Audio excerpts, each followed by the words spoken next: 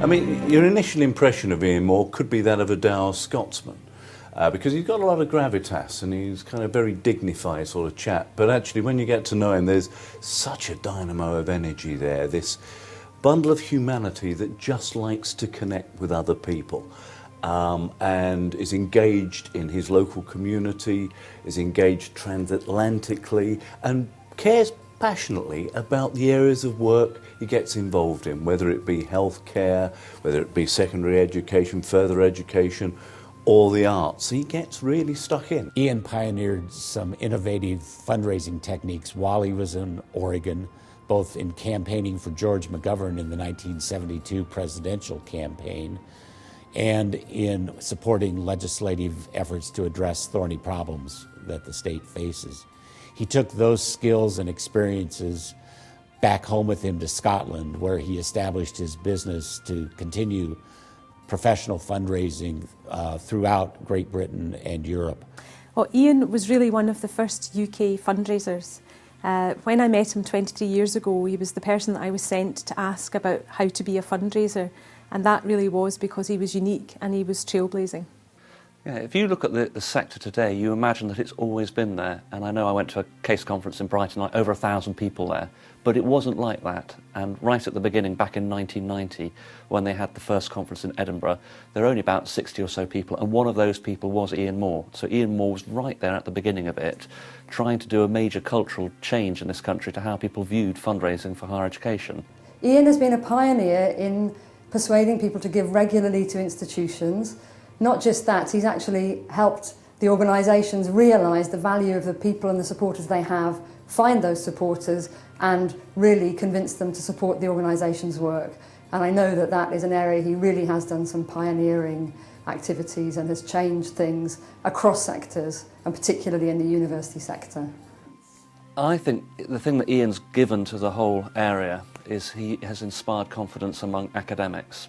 He's done a lot of work in the latter part of his career acting as a consultant, going into universities like my own, like Sheffield University, and they have huge respect for him. There's always been something Iain has been passionate about, and that is taking development outside the UK and going to different countries across Europe to promote development and sort of educate people about philanthropy and the change and the transformation that fundraising can bring to various institutions. I think Iain was ahead of the game in terms of European fundraising.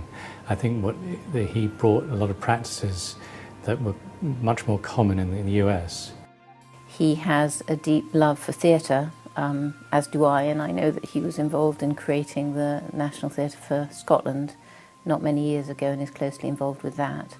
Obviously his own firm, Iain Moore Associates, which I've had connections with and are now working with me at Oxford, which carry through his integrity, his commitment to the work that we're all trying to do, and very much to growing people and to growing young people coming through the career path that is described as development in the UK context.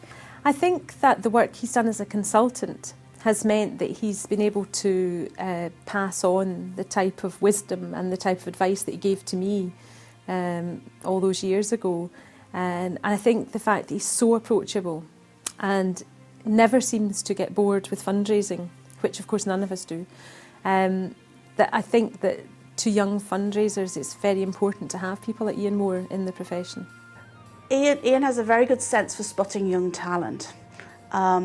He has found positions for even my own staff. I've had young staff come on board, and some of whom are now directors of development, partly due to Iain's influence. He has the common touch and he treats everybody in the same way.